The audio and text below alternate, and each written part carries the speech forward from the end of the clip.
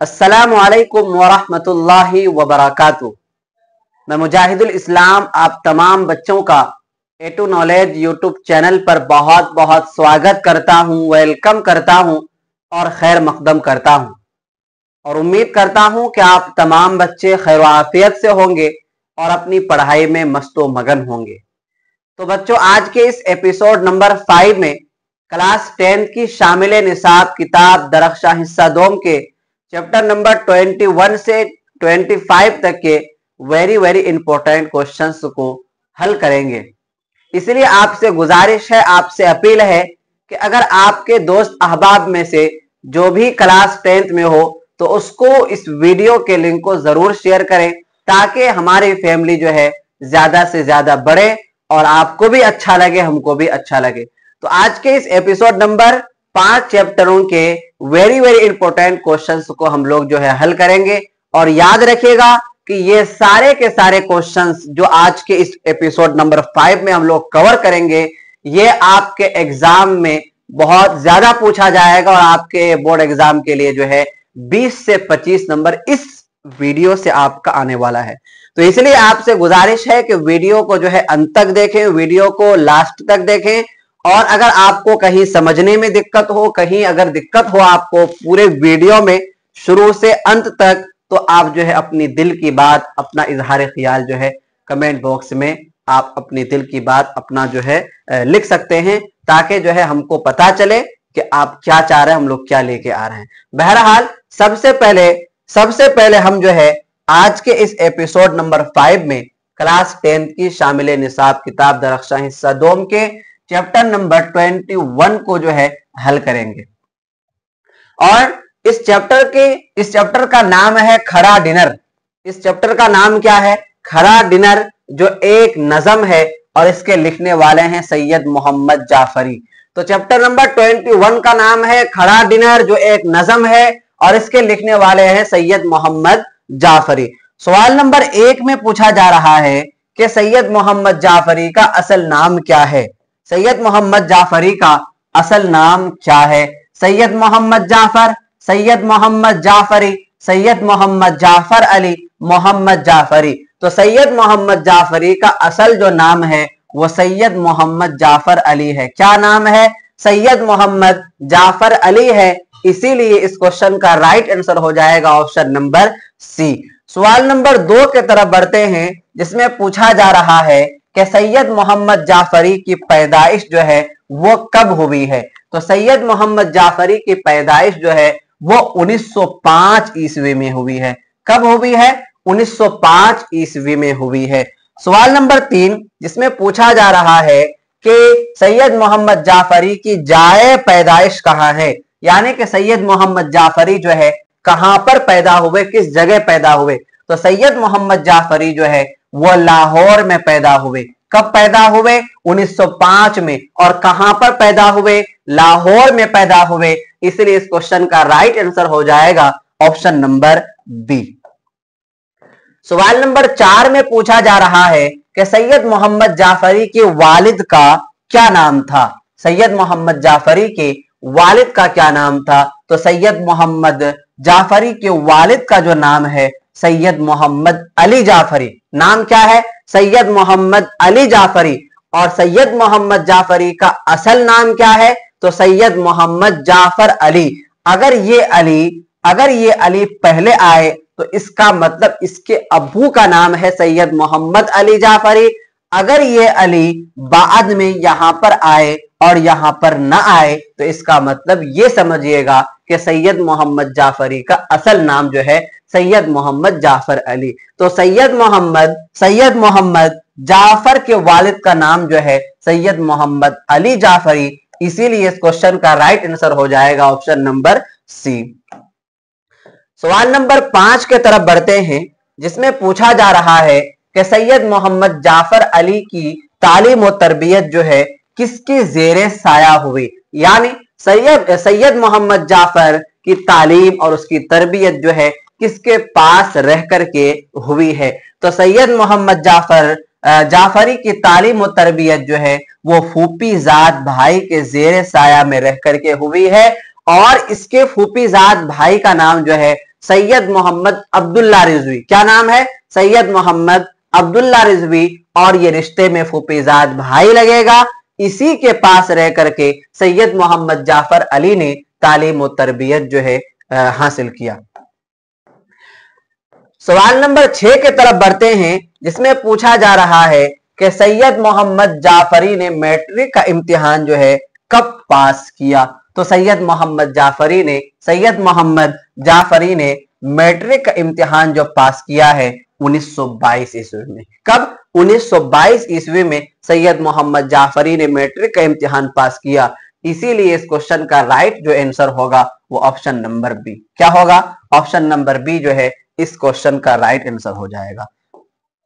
सवाल नंबर 7 की तरफ बढ़ते हैं, जिसमें पूछा जा रहा है कि सैयद मोहम्मद जाफरी ने किस मौजू यानी किस सब्जेक्ट से एमए किया।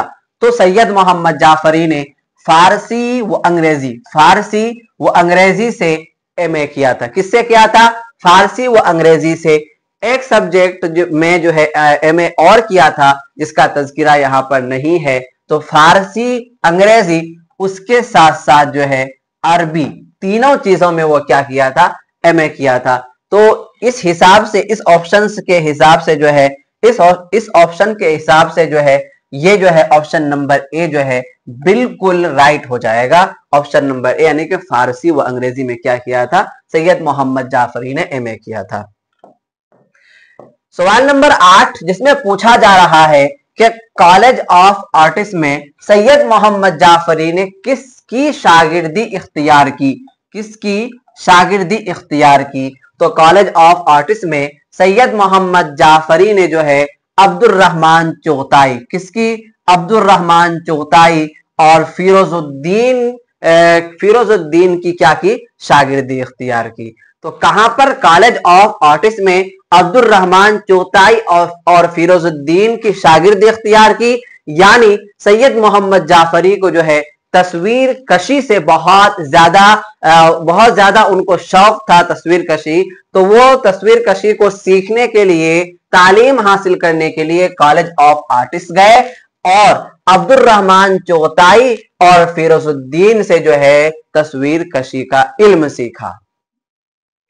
अगला सवाल नंबर 9 के तरफ बढ़ते हैं, जिसमें पूछा जा रहा है कि सैयद मोहम्मद जाफरी जो है महकमा इत्तलाआत से सुबकदोश कब हुए, यानी रिटायर कब हुए। तो सैयद मोहम्मद जाफरी जो है 1966 ईस्वी, कब? 1966 ईस्वी में महकमा इत्तलाआत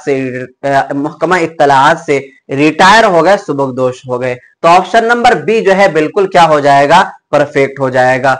मेरा सवाल आपसे यह है कि हमने सबक नंबर 4 चैप्टर नंबर 4 में पढ़ा और उसका लेखक का नाम पढ़े थे हम लोग कमर जहां, और वहां पर पढ़े थे कि कमर जहां ने 1966 में क्या स्टार्ट किया, कौन सा काम को करना स्टार्ट किया था। तो कमर जहां जो है 1966 ईस्वी में अफसाना लिखना शुरू कर दिया था और उसी 1966 ईस्वी में जो है एक कहानी लिखा जिसका नाम क्या था? जुनूने वफा। क्या नाम था? जुनूने वफा। क्या नाम था? जुनूने वफा था। और ये कब लिखा गया था? तो 1966 ईस्वी में ही लिखा गया था। तो आपको 1966 से ये सब बात को जो है याद रखना है। सवाल नंबर 10 जो इस चैप्टर का लास्ट क्वेश्चन है, जिसमें पूछा जा रहा है कि सैयद मोहम्मद जाफरी का इंतकाल कब हुआ, सैयद मोहम्मद जाफरी कब मरे। तो 1976 ईस्वी में। कब? 1976 ईस्वी में सैयद मोहम्मद जाफरी जो है इस दुनिया से अलविदा हो गए। उसका इंतकाल जो है 1976 ईस्वी में हो गया। इस क्वेश्चन का राइट आंसर हो जाएगा ऑप्शन नंबर ए, बिल्कुल परफेक्ट हो जाएगा। अच्छा, आप में से बहुत सारे बच्चे ये चाह रहे हैं कि सर जो है जो आप एपिसोड लेकर के आ रहे हैं, जो उर्दू बुक पर्सन का क्लास 10 का जो एपिसोड लेकर के आ रहे हैं, इसका पीडीएफ मिलना चाहिए। आप में से बहुत सारे बच्चे चाह रहे हैं और ये आप में से बहुत सारे बच्चों के दिल में ये बात आ रही है कि ये पीडीएफ हमको कैसे मिलेगा। तो अगर जिसको पीडीएफ लेना है तो इस नंबर पर आप जो है कांटेक्ट करेंगे। इंशाअल्लाह इस साल वालों के लिए जो है हम लोग जो है पूरा का पूरा पीडीएफ, चाहे एपिसोड नंबर 1 हो, जितना सारा भी हम लोगों का एपिसोड आए तो वो सारा का सारा जो है पीडीएफ जो है आपको फ्री मिल जाएगा। इस नंबर पर कांटेक्ट करेंगे, आपको पीडीएफ जो है बिल्कुल फ्री मिल जाएगा। 9934753942 इसमें आप कांटेक्ट करेंगे, इंशाल्लाह आपको पीडीएफ जो है जितना जल्द हो सके फ्री मिल जाएगा। अब हम लोग बढ़ते हैं चैप्टर नंबर 22 के तरफ, जिसका नाम है आरिफ की मौत पर। इसका नाम क्या है? आरिफ की मौत पर, जो एक मरसिया है और इसका लिखने वाले कौन है? मिर्जा गालिब है। तो चैप्टर नंबर 22 जिसका नाम है आरिफ की मौत पर, इसके लिखने वाले हैं मिर्जा गालिब। आपको बता दूं कि आरिफ की मौत पर एक मरसिया है। क्या है ये? एक मरसिया है। और मरसिया किसे कहते हैं? कि मरसिया कहते हैं कि कोई इंसान मर जाए, उसके बारे में अच्छाइयां, उसकी अच्छाइयां शेर के अंदाज में लिखने को, पढ़ने को क्या कहते हैं?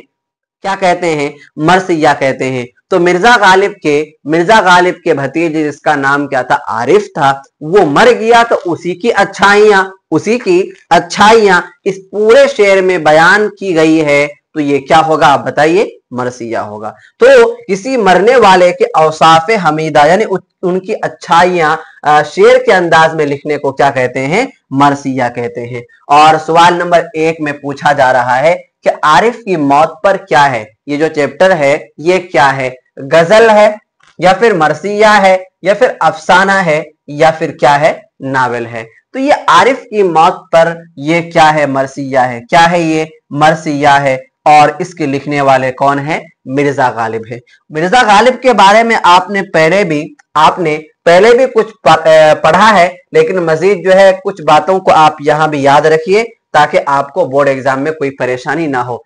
दूसरा सवाल जिसमें पूछा जा रहा है कि गालिब की पैदाइश कब हुई? गालिब की पैदाइश कब हुई? तो गालिब की पैदाइश जो है 27 दिसंबर, कब? 27 दिसंबर 1797 ईस्वी को गालिब की पैदाइश हुई है। इसीलिए इस क्वेश्चन का राइट जो आंसर होगा वो ऑप्शन नंबर ए जो है बिल्कुल परफेक्ट हो जाएगा। सवाल नंबर 3 जिसमें पूछा जा रहा है कि गालिब की पैदाइश कहां पर हुई? गालिब की पैदाइश कहां पर हुई? तो गालिब की पैदाइश जो है वो आगरा में हुई है। कहां पर हुई है? आगरा में हुई है। और आगरा में गालिब का क्या रिश्तेदार था? तो वहां पर नानी का घर था और नानी के घर में ही उनकी पैदाइश हुई। आगरा में उनकी क्या हुई? पैदाइश हुई। ऑप्शन नंबर बी बिल्कुल परफेक्ट हो जाएगा। सवाल नंबर 4 जिसमें पूछा जा रहा है कि गालिब के वालिद का क्या नाम था? तो गालिब के वालिद का जो नाम था वो मिर्जा अब्दुल्ला बेग था। क्या नाम था? मिर्जा अब्दुल्ला बेग था। ऑप्शन नंबर सी बिल्कुल परफेक्ट हो जाएगा। अगला सवाल, गालिब की वालिदा का क्या नाम था? तो गालिब की वालिदा का नाम जो है वो इज्जतुन्निसा बेगम था। क्या नाम था? इज्जतुन्निसा बेगम था। ऑप्शन नंबर बी बिल्कुल परफेक्ट हो जाएगा। अगला सवाल पूछा जा रहा है कि गालिब के चचा का क्या नाम था? तो गालिब के चचा का नाम जो है नसरुल्लाह बेग खान था। क्या नाम था? नसरुल्लाह बेग खान था। ऑप्शन नंबर डी जो बिल्कुल परफेक्ट हो जाएगा। आपने नसरुल्लाह नाम से, मौलवी नसरुल्लाह नाम से पहले कुछ पढ़े हैं। आप में से हर एक बच्चे जो है मौलवी नसरुल्लाह नाम से कुछ पढ़े हैं। तो ये मौलवी नसरुल्लाह कौन थे? तो ये मौलवी नसरुल्लाह जो है डिप्टी नजीर अहमद के उस्ताद थे। किसके उस्ताद थे? किस सब्जेक्ट के उस्ताद थे? तो अरबी के उस्ताद थे। अरबी के मेयारी किताबों का दर्स जो है डिप्टी नजीर अहमद जो है मिर्जा मौलवी नसरुल्लाह बेग से हासिल किए थे। तो अगर आपके सामने ऑप्शन में मौलवी नसरुल्लाह बेग आए तो आपको याद रखना है कि मौलवी नसरुल्लाह जो है ये डिप्टी नजीर अहमद के अरबी के उस्ताद हैं। और अगर आपको लिखा हुआ मिले नसरुल्लाह बेग खान तो ये नसरुल्लाह बेग खान कौन है? गालिब के चचा हैं। गालिब के कौन है? चचा हैं। गालिब के कौन है? चचा हैं। ऑप्शन नंबर डी बिल्कुल परफेक्ट। सवाल नंबर 7 जिसमें पूछा जा रहा है कि गालिब की बीवी का क्या नाम था? तो गालिब की बीवी का नाम क्या था? इमराव बेगम था। क्या नाम था? इमराव बेगम था। और ये इमराव बेगम किसकी बेटी थी? तो इलाही बख्श खान मारूफ की बेटी थी। किसकी बेटी थी? इलाही बख्श खान मारूफ की बेटी थी। और गालिब ने इमराव बेगम से शादी जो किए थे कौन सी उम्र में? किस उम्र में, कितनी उम्र उस वक्त हो गई थी? तो 13 साल की उम्र में, 13 साल की उम्र में गालिब ने इलाही बख्श खान मारूफ की बेटी जिसका नाम इमराव बेगम था, उनसे वो क्या कर लिए? शादी कर लिए। ऑप्शन नंबर बी बिल्कुल जो है परफेक्ट हो जाएगा। सवाल नंबर 8 जिसमें पूछा जा रहा है कि गालिब शायरी में पहले पहल क्या तखल्लुस करते थे, यानी हर एक शायर का कोई ना कोई तखल्लुस वाला नाम होता है, तो शायर का पहले जो है क्या तखल्लुस वाला नाम था? तो गालिब का पहले जो है असद तखल्लुस था। क्या था? असद पहले तखल्लुस करते थे, फिर जो है असद जो तखल्लुस को चेंज करके फिर गालिब तखल्लुस जो है लिखना शुरू कर दिया। तो पहले क्या लिखता, पहले क्या वो तखल्लुस करते थे? तो असद तखल्लुस करते थे। पहले क्या करते थे? असद तखल्लुस करते थे, और बाद में क्या तखल्लुस करते थे? तो ये गालिब करते थे। पहले असद तखल्लुस करते थे और बाद में गालिब तखल्लुस करने लगे। उसके बाद सवाल नंबर 9 जिसमें पूछा जा रहा है कि गालिब के आबाओ अजदाद कहां से आए थे?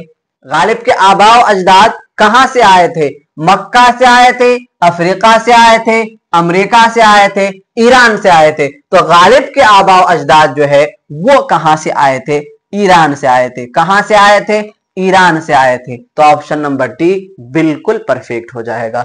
अगला सवाल जिसमें पूछा जा रहा है कि गालिब का इंतकाल कब हुआ? गालिब का इंतकाल कब हुआ? तो गालिब का इंतकाल जो है 1869 में हुआ है। कब हुआ है? 1869 ईस्वी में हुआ है।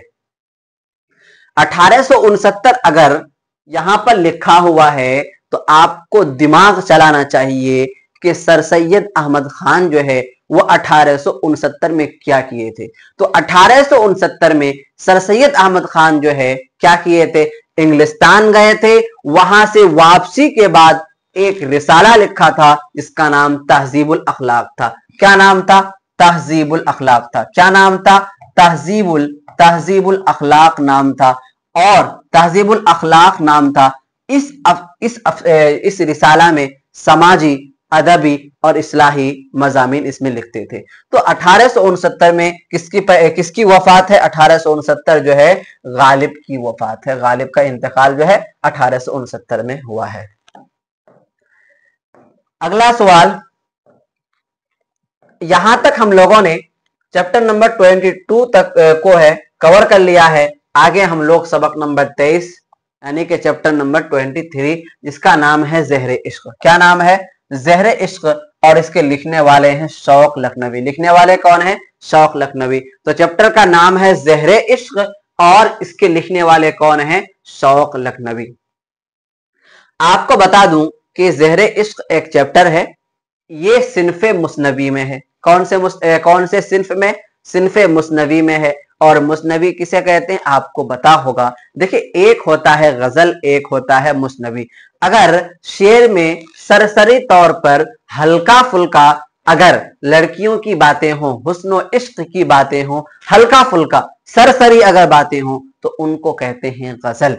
और अगर इश्क की बातें भरपूर हो, हर एक लाइन में, हर एक मिसरा में, मतलब कि बहुत ज्यादा इश्क की बातें, हुस्न इश्क की बातें, लड़कियों की बातें, मोहब्बत की बातें बहुत ज्यादा हो तो उनको कहते हैं क्या? मुस्नवी। और गजल में सरसरी और मुस्नवी में बहुत ज्यादा गहरापन हो तो उनको कहते हैं मुस्नवी। और यहाँ जो 3 चैप्टर अब जो स्टार्ट हो रहा है 23, 24 और 25, यह तीनों के तीनों जो है क्या है? मुस्नवी है। तो पहली जो मुस्नवी है उसका नाम क्या है? ज़हरे इश्क। और इसके लिखने वाले कौन है? शौक लखनवी। लिखने वाले कौन है? शौक लखनवी। और नाम क्या है? ज़हरे इश्क। बहरहाल सवाल की तरफ बढ़ते हैं। सवाल पूछा जा रहा है कि मुस्नवी किस जबान का लफ्ज है? तो मुस्नवी जो है वो अरबी जबान का लफ्ज है। किस जबान का लफ्ज है? अरबी जबान का लफ्ज है। ऑप्शन नंबर सी जो है बिल्कुल परफेक्ट हो जाएगा। सवाल नंबर 2 जिसमें पूछा जा रहा है कि शौक की पैदाइश, शौक लखनवी की पैदाइश जो है कब हुई? तो 1783 ईस्वी को हुई। कब हुई? 1783 ईस्वी को शौक लखनवी की पैदाइश हुई है। ऑप्शन नंबर ए बिल्कुल परफेक्ट हो जाएगा।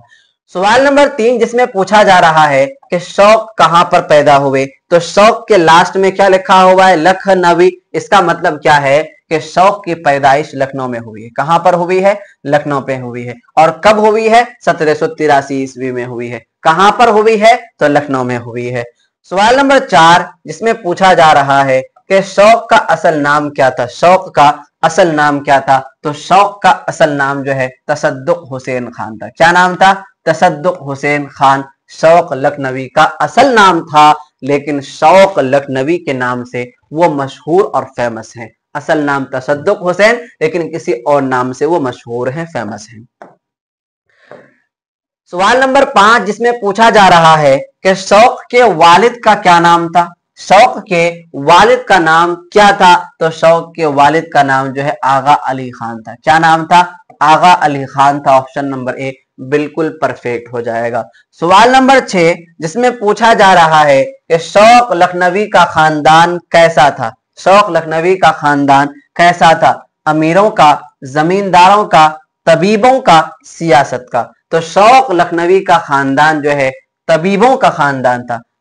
कौन सा खानदान था, तबीबों का खानदान था। और तबीब किसे कहते हैं, डॉक्टरों को कहते हैं। तो इसका मतलब क्या हुआ कि शौक लखनवी का खानदान जो है डॉक्टरों का खानदान था, तबीबों का खानदान था। ऑप्शन नंबर सी बिल्कुल परफेक्ट हो जाएगा।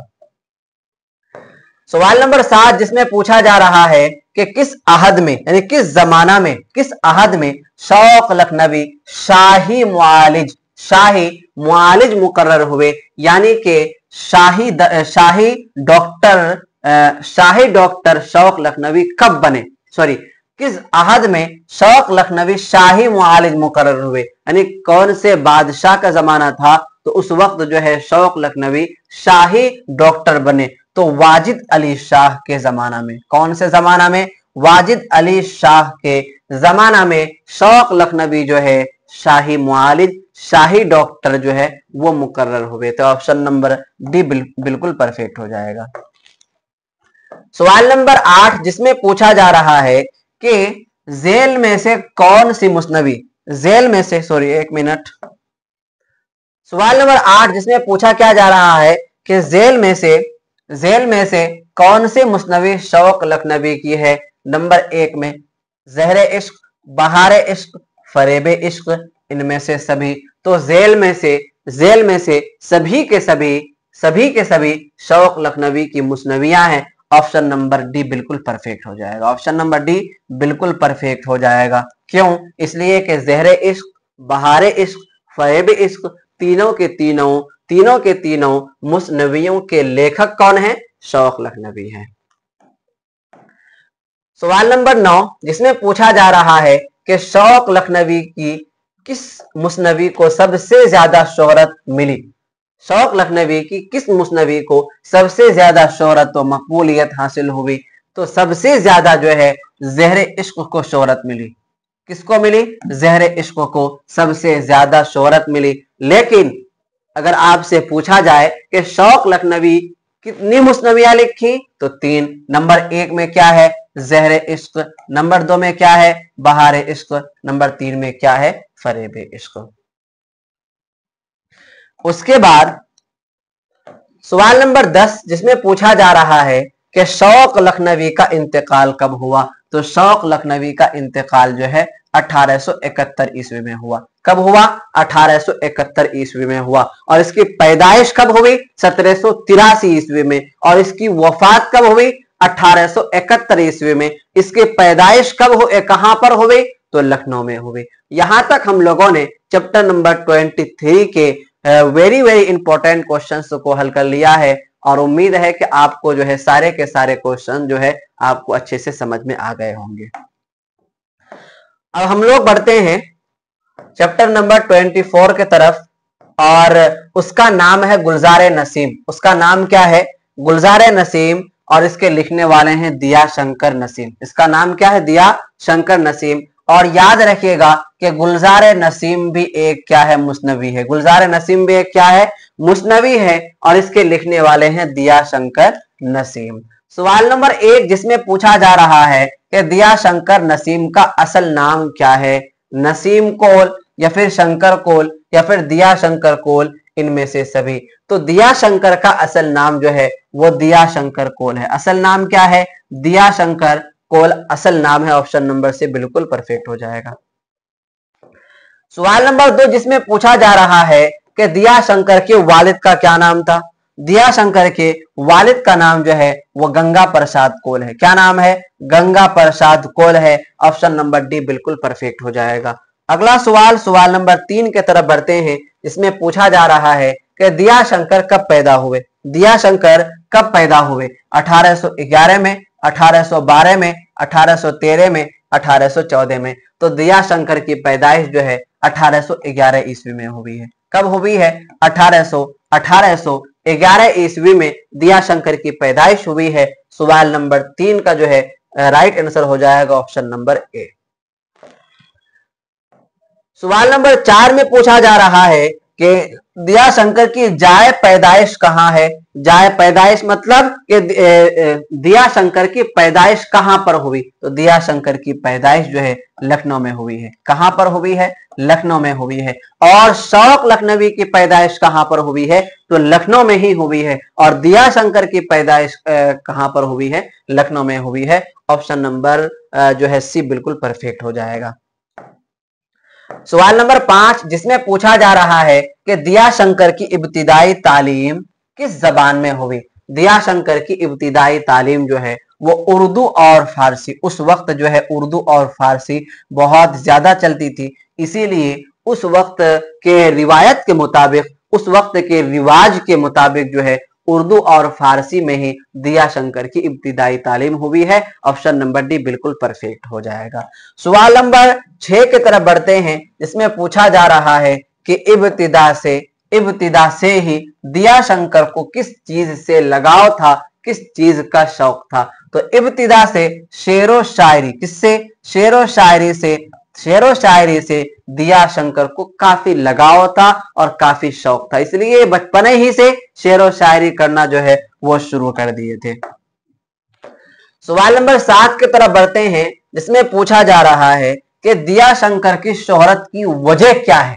दिया शंकर जो इतना फेमस हुए और इतना मशहूर हुए तो उसकी वजह क्या है? सहरुल बयान की वजह से, या बहारे इश्क की वजह से, या फिर जज्बे इश्क की वजह से, या फिर गुलजारे नसीम की वजह से। तो दिया शंकर की जो शोहरत की जो वजह है वो गुलजारे नसीम है। क्या है? गुलजारे नसीम जो मुस्नवी, ये बहुत ज्यादा फेमस, बहुत ज्यादा मशहूर हुई, इसी वजह से दिया शंकर की शोहरत हो गई। ऑप्शन नंबर डी बिल्कुल परफेक्ट हो जाएगा।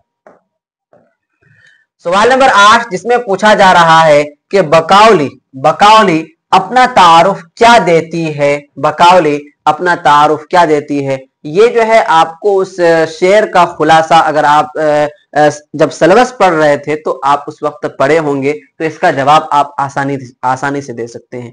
कहानी कुछ इस तरह से है कि बकावली जो एक जिन्नात है, वो एक क्या है? वो एक जिन्नात है जो लड़की है, उसको मोहब्बत हो जाती है किससे? ज़ैनुल मुलूक बादशाह का बेटा जिसका नाम था ताजुल मुलूक, उससे क्या हो जाती है? उससे मोहब्बत हो जाती है।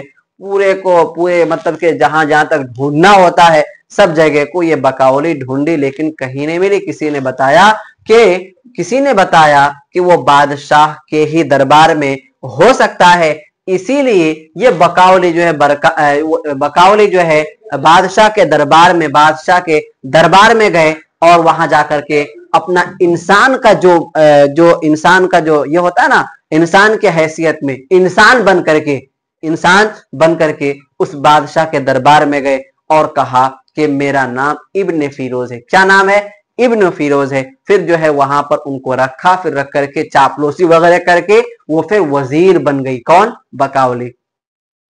तो आप जो है इसका जवाब आसानी से दे सकते हैं कि बकावली अपना तारुफ क्या देती है, यानी वो बादशाह के दरबार में जब ये बकावली गई तो अपना नाम क्या बताई? तो अपना नाम इब्न फिरोज बताई। क्या नाम बताई?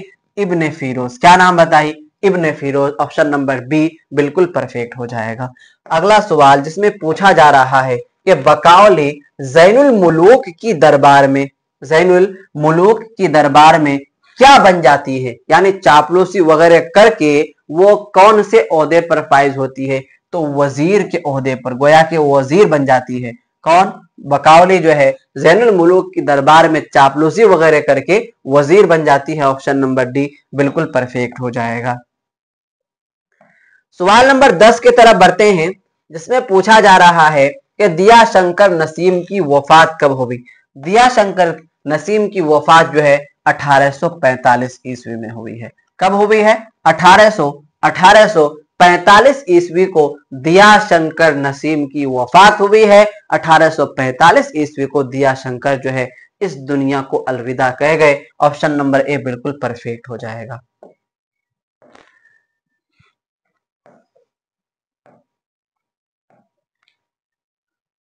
अब हम लोग जो है आज के इस एपिसोड नंबर 5 का सबसे लास्ट चैप्टर, सबसे आखिर चैप्टर, जिसका नाम है जज्बे इश्क।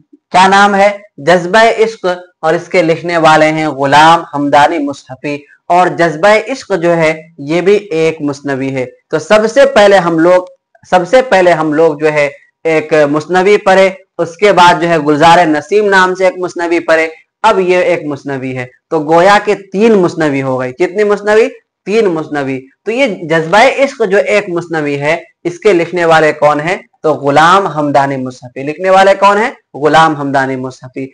इसी चैप्टर से सबसे पहला सवाल जिसमें पूछा जा रहा है कि गुलाम हमदानी मुसहफी का असल नाम क्या है? गुलाम हमदानी मुसहफी का असल नाम जो है वो गुलाम हमदानी है। क्या नाम है? गुलाम हमदानी है। ऑप्शन नंबर सी बिल्कुल परफेक्ट हो जाएगा। सवाल नंबर 2 के तरफ बढ़ते हैं, जिसमें पूछा जा रहा है कि गुलाम हमदानी का तखल्लुस क्या था? गुलाम हमदानी का तखल्लुस क्या था? तो गुलाम हमदानी का तखल्लुस जो है वो क्या था? मुसहफी था। क्या था वो? मुसहफी था। तो असल नाम क्या? गुलाम हमदानी। असल नाम क्या है? गुलाम हमदानी। और तखल्लुस वाला नाम क्या है? तो मुसहफी है। ऑप्शन नंबर डी बिल्कुल परफेक्ट हो जाएगा। सवाल नंबर 3 की तरफ बढ़ते हैं, इसमें पूछा जा रहा है कि गुलाम हमदानी की पैदाइश कब हुई? गुलाम हमदानी की पैदाइश कब हुई? 1748, 1747, 1741, 1742। तो गुलाम हमदानी की पैदाइश जो है वो 1748 ईस्वी में हुई है। 1748 ईस्वी में हुई है। कब हुई है? 1748 ईस्वी में हुई है। ऑप्शन नंबर ए बिल्कुल परफेक्ट हो जाएगा। सवाल नंबर 4 के तरफ बढ़ते हैं, जिसमें पूछा जा रहा है कि गुलाम हमदानी की पैदाइश कहां पर हुई है? गुलाम हमदानी की पैदाइश कहां पर हुई है? बंगाल में, या फिर बिहार में, या फिर यूपी में, या फिर पंजाब में? तो गुलाम हमदानी की पैदाइश जो है वो यूपी में हुई है। कहां पर हुई है? यूपी के किस जिले में, किस डिस्ट्रिक्ट में? तो अमरोहा में। तो यूपी के जिला अमरोहा में। कौन सा? जिला अमरोहा में गुलाम हमदानी की पैदाइश हुई है। सवाल नंबर 5 की तरफ बढ़ते हैं, जिसमें पूछा जा रहा है कि गुलाम हमदानी के वालिद कहां के रहने वाले थे? गुलाम हमदानी के वालिद कहां के रहने वाले थे? अकबराबाद, इलाहाबाद, अकबरपुर, या फिर अकबरनगर? तो गुलाम हमदानी के वालिद जो है वो अकबरपुर के रहने वाले थे। कहां के रहने वाले थे? अकबरपुर के रहने वाले थे। लेकिन गुलाम हमदानी की पैदाइश कहां पर हुई? यूपी के जिला अमरोहा में उनकी पैदाइश हुई है। इस क्वेश्चन का राइट जो आंसर होगा ऑप्शन नंबर सी बिल्कुल परफेक्ट हो जाएगा। सवाल नंबर 6, जिसमें पूछा जा रहा है कि तालीम मुकम्मल करने के बाद गुलाम हमदानी कहां गए? टांडा गए, या फिर लखनऊ गए, या फिर पंजाब गए, या फिर कानपुर गए? तो तालीम मुकम्मल करने के बाद, तालीम से फारिग होने के बाद जो है गुलाम हमदानी वो टांडा चले गए थे। कहां चले गए थे? टांडा चले गए थे। कहां चले गए थे? टांडा चले गए थे। ऑप्शन नंबर ए बिल्कुल परफेक्ट हो जाएगा। सवाल नंबर 7, जिसमें पूछा जा रहा है कि टांडा में गुलाम हमदानी किसके यहां मुलाजिम हुए? किसके यहां काम करने लगे? नवाब ज़ैनुल आबिदीन, नवाब ज़ैनुल मुलूक, नवाब ताजुल मुलूक, नवाब मोहम्मद यार खान? तो टांडा में गुलाम हमदानी जो है नवाब मोहम्मद यार खान के यहाँ मुलाजिम थे। किसके यहाँ? नवाब मोहम्मद यार खान के यहाँ मुलाजिम थे। ऑप्शन नंबर डी बिल्कुल परफेक्ट हो जाएगा।